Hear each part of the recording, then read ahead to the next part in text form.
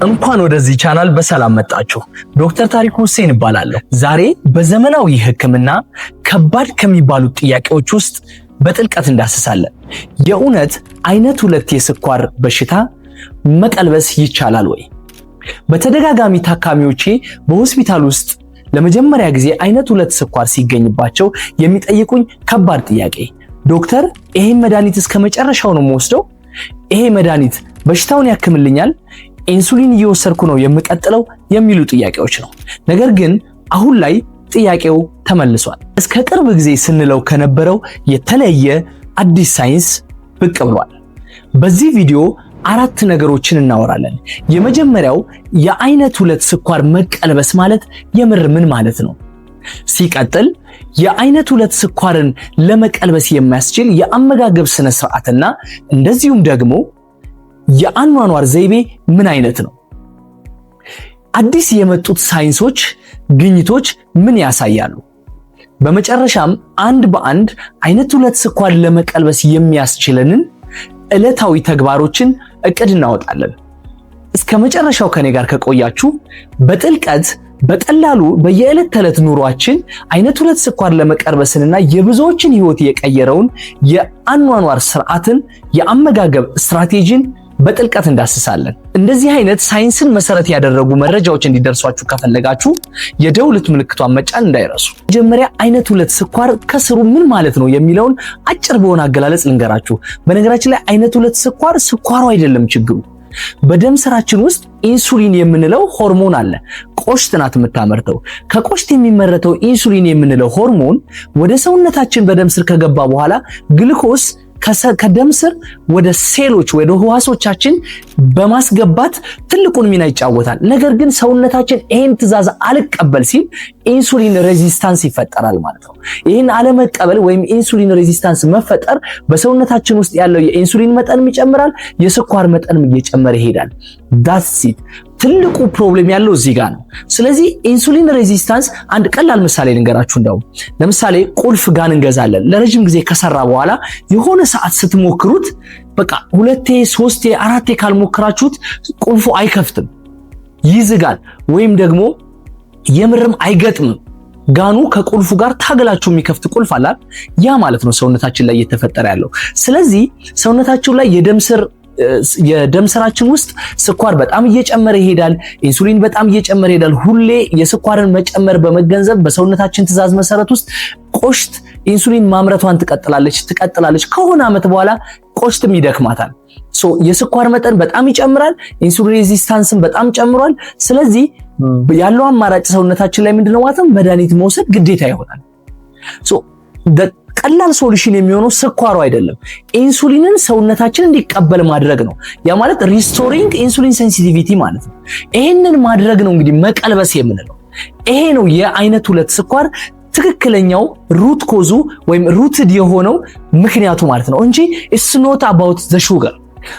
መቀልበስ ማለት ታዲያ ምንድን ነው? ስኳርን መቀልበስ ማለት ለመጨረሻ ጊዜ አይነት 2 ስኳር ከሰውነታችን ማጥፋት፣ ከዚህ በኋላ እንዳይዘን ማድረግ ወይም በተለምዶ ኪውር ማድረግ ወይም እንዳይዘን ማድረግ ማለት አይደለም። ይሄ በጣም ጥንቃቄ ያስፈልገዋል። ኪውርድ ሆነ ዳነ፣ ከዚህ በኋላ ስኳር አይዘንም ማለት አይደለም። ስኳርን መቀልበስ ማለት ከዚህ በፊት በጣም እየጨመረ የነበረን ስኳር ያለ መድኃኒት እገዛ በአመጋገብ ብቻ በአኗኗር ዘይቤ ብቻ ወደ ነበረበት የሚፈለገው ኖርማል የስኳር መጠን ውስጥ ማስገባት ማለት ነው። አንድ በጣም የሚገርም ጥናት ልንገራችሁ። በዩኒቨርሲቲ ኦፍ ኒውካስትል የስኳር ታማሚዎች ላይ የተሰራ ጥናት ነው። ይሄ ትራያል ምንድነው የሚያሳየው? የስኳር ታማሚዎች ከ10 እስከ 15% የሚሆነውን የክብደት መጠናቸውን መቀነስ ከቻሉ የቆሽት ኖርማል የምትሰራውን የኢንሱሊን የማምረት ሂደቷን ወደ ኖርማል መመለስ እንደሚቻልና ስኳርን ከነበረበት የከፍታ ያለምንም መድኃኒት ወደ ኖርማል ማስገባት እንደሚቻል ነው። ይሄ ክብደትን ብቻ ከ10 እስከ 15% በመቀነሳቸው የታየው ጥናት ነው። this is በጣም ፓወርፉል አይደለ? ስለዚህ ላይፍ ስታይልን ቼንጅ ማድረግ፣ አኗኗር ዘይቤ መቀየር፣ አመጋገብን መቀየር፣ ማስተካከል የምርም ህክምና መሆን ይችላል። ስኳርን ማስተካከል ይችላል፣ መቀልበስ ይችላል የሚለውን ሐሳብ ያጸና ነው ማለት ነው። ስለዚህ አይነት ሁለት ስኳር ማለት ምን ማለት እንደሆነ ግልጽ ከሆነ መቀልበስ ማለት ደግሞ ምን ማለት እንደሆነ ግልጽ ከሆነ በቀጥታ የምንገባው አመጋገብ ስርዓታችን ምን መሆን አለበት። እዚህ ጋር እያወራን ያለነው ባይዘው ምግብን እንደ ኖርማል ምግብ ብቻ አይደለም። ምግብ መድኃኒት ነው እያለን ነው። ስለዚህ መድኃኒት ደግሞ የሚወሰድበት የማይወሰድበት አወሳሰድ አለው አይደል? ልክ እንደዚህ ምግባችንን በምን አይነት መንገድ መውሰድ አለብን፣ እንዴትስ ነው መውሰድ ያለብን የሚለውን እንደ መድኃኒት አድርገን ነው የምንነጋገረው ማለት ነው። ስለዚህ ምግባችን ውስጥ በተለምዶ የምንበላቸው በየዕለት ተዕለት ኑሯችሁ ስትበሉ ለምሳሌ ፍርፍር ትበላላችሁ። ዳቦ ጋር የሆነ ነገር ይበላል። እንደው ዳቦ ባይኖር ፍርፍር የሆነ ነገር በእንጀራ አንድ እንጀራ አድርገን በዛ አድርገን ምን በላው አበላላል አይደል? ይሄንን ቶታሊ መቀየር ማለት ነው። የምንበላው ለምሳሌ መጠኑን በጣም አናሳ ማድረግ ከኛ ጋር የሚሄድ ከሙሉ እንጀራ እስከምንጠግብ ሳይሆን በጣም ትንሽዬ እንጀራ ሊሆን ይችላል የምናደርገው ወይም ስላይስ ሊሆን ይችላል የምናደርገው። ከዛ ውጭ ደግሞ ከምግባችን ውስጥ የካርቦሃይድሬት ኢንሱሊንን ወይም ደግሞ ግሉኮስን በአንዴ የሚጨምሩ ከሰውነታችን ከአንጀታችን በአንዴ ወደ ደም ስር ስኳር እንዲጨምር የሚያደርጉ በሱ ምክንያት ደግሞ የኢንሱሊን ምርትን የሚጨምሩ ምግቦችን ማቆም። ለምሳሌ በነጭ ነገር የሚሰሩት በሙሉ ዳቦ ሊሆን ይችላል፣ ፓስታ ሊሆን ይችላል፣ ሞኮሮኒ ሊሆን ይችላል፣ የኑድልስ አይነቶች በሙሉ ማለት ይቻላል ሊሆን ይችላል። ጣፋጭ የሚባሉ ደግሞ እንደ ኬክ አይነት ዶናትስ ምናምን የሚጠባበሱ እህሎች ላይክ በርገር ሊሆን ይችላል ወይም ደግሞ ፕሮሰስ የተደረጉ የስጋ ዘሮች በሙሉ እንደ ቢፍ አይነት እንደ ቺዝ አይነት እንደዚሁም ደግሞ በጣም ጣፋጭ የምንላቸው መጠጦች ሊሆኑ ይችላሉ። ጣፋጭ የምንላቸው መጠጦች ለስላሳ መጠጦች ሊሆኑ ይችላሉ። እነዚህን በሙሉ በአመጋገባችን ውስጥ እናቆማለን። በእነዚህ ምትክ በፋይበር የበለጸጉ ምግቦችን ወደ አመጋገባችን እናስገባለን። ያ ማለት አትክልቶች፣ ጥራጥሬ እህሎች እንደ ቦሎቄ ሊሆን ይችላል፣ ባቄላ ሊሆን ይችላል፣ ምስር ሊሆን ይችላል፣ በድፍን ወይም በክክ ሊሆን ይችላል። ፋይበር ሰውነታችን ላይ ወደ አንጀታችን ከገባ በኋላ አንደኛ ቶሎ አይፈጭም። ከተፈጨም በኋላ ስኳር በጣም ቀስ እያለ ወደ ደም ስራችን እንዲገባ የሚያደርግ የምግብ አይነት ነው። ስለዚህ የፋይበር ምግቦችን መመገብ ስኳር ቀስ ብሎ ወደ ደም ስራችን ይገባል። ስኳር ቶሎ አይጨምርም፣ ኢንሱሊንም ቶሎ አይጨምርም ማለት ነው። ይሄም ሰውነታችን ቀስ እያለ ቅድም ባልኳችሁ የቁልፍ ጋንና ቁልፍ መሰረት እስኪከፈት ድረስ እንደሚታገለው ሰውነታችን ስኳር እስኪቀበል ጊዜ ይሰጠናል ማለት ነው። ከዚህ በተጨማሪ ደግሞ ወደ ሰውነታችን ጤናማ የሆነ ቅባትን መመገብ። ቅባት ስንል እንደ ጮማ አይነቶቹን በማስወገድ እንደዚሁም ቅቤን በማስወገድ የተልባ፣ ኑግ፣ ሱፍ፣ ኦሊቭ ኦይል፣ ለውዝ አይነት እና አቮካዶ አይነት ምግቦችን ወደ ሰውነታችን መመገብ እንጀምራለን ማለት ነው። በፕሮቲን የበለጸጉ ምግቦች ደግሞ ሌሎች ናቸው። በፕሮቲን የበለጸጉ ምግቦች አሁንም ጤናማ የምንላቸው እንደ ቺክን፣ አሳ ሊሆን ይችላል፣ እንቁላል ሊሆን ይችላል። እነዚህ በመጠኑ መመገብ መቻል የፕሮቲን የበለጸጉ ምግቦችን እንድናገኝ ያደርጋል ማለት ነው። እነዚህ በተጨማሪ ቅድም ያልኳቸው ጥራጥሬዎችም ሊን ፕሮቲን ናቸው ወይም ቅባት የሌላቸው የፕሮቲን ዘሮች ናቸው። በእነሱ ውስጥም ፕሮቲን እናገኛለን ማለት ነው። እንግዲህ በጣም የሚገርመው እነዚህን አመጋገቦችን ስንመገብ አንደኛ ፖርሽን ማተር ያደርጋል። ከነዚህ ምግቦች ውስጥ ለምሳሌ አሁን በተለምዶ የምትበሉት አለ አይደል? ጠዋት ተነስታችሁ ላይክ እንጀራ ፍርፍር ከሆነ ከፍርፍሩ ጋር በጣም ትንሽዬ ካደረግን ወይም ደግሞ እንጀራ ማባያ ካደረግን በአትክልት ምግቦችን ከጎን ማድረግ አነስ ያለ ብሮኮሊ፣ ዝኩኒ ሊሆን ይችላል፣ ጎመን ሊሆን ይችላል፣ ጥቁር ጎመን፣ ጥቅል ጎመን ሊሆን ይችላል።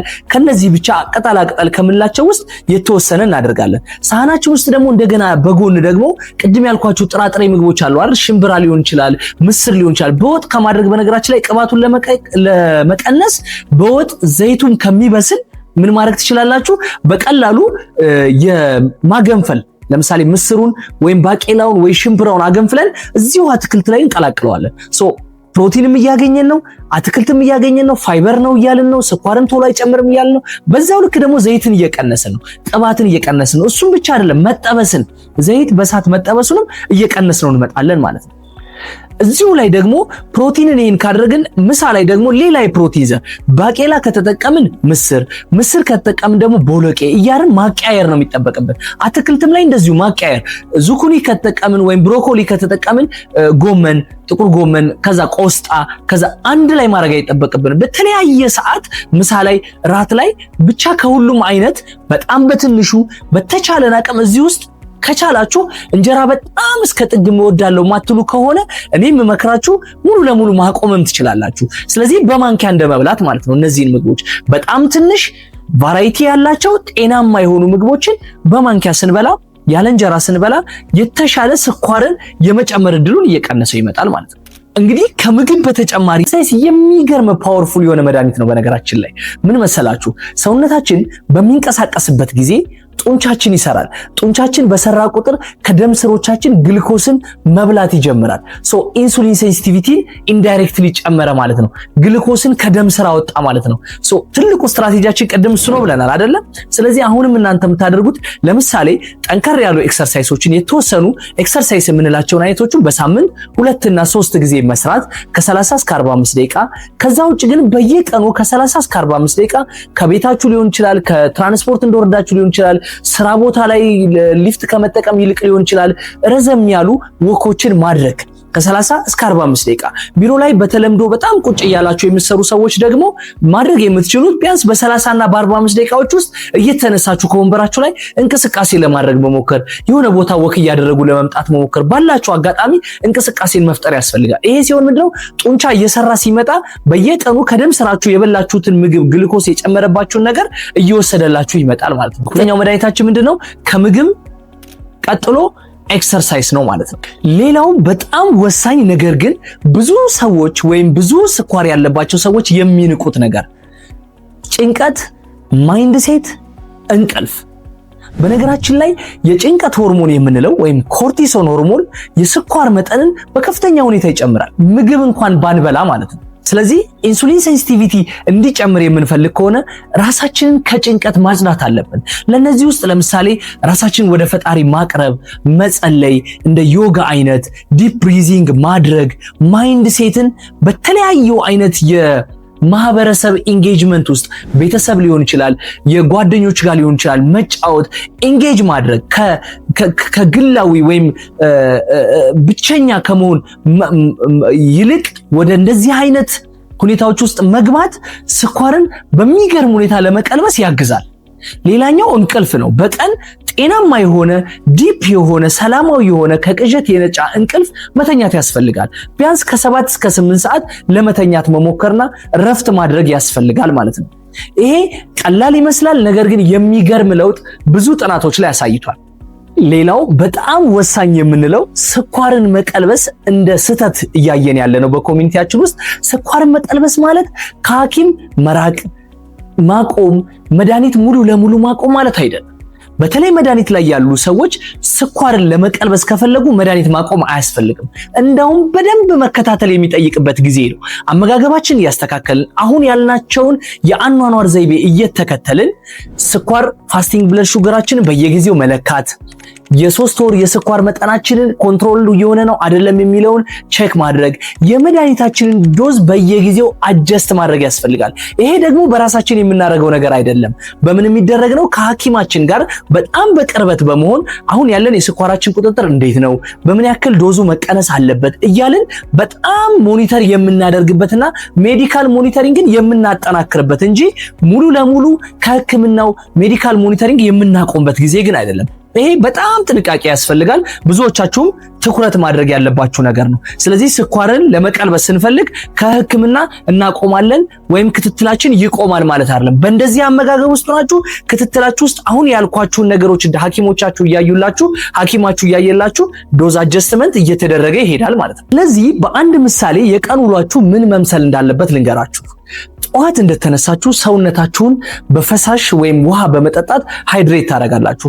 ይህን ስታደርጉ በሎሚ ሊሆን ይችላል፣ ኩከምበር ሊሆን ይችላል፣ ውሃ ውስጥ በማድረግ መጠጣት ትችላላችሁ። ይሄ ስብ ለማቅለጥ ሳይሆን ሰውነታችሁን ሃይድሬት ለማድረግ ነው። ሰውነታችን ሃይድሬት ሲሆን በነገራችን ላይ ኢንሱሊን እንበለው ግሉኮስ እንበለው የበለጠ ሰርኩሌት በማድረግ ሰውነታችን ውስጥ ወደሚፈለግበት ቦታ እንዲሄድ ያግዛል።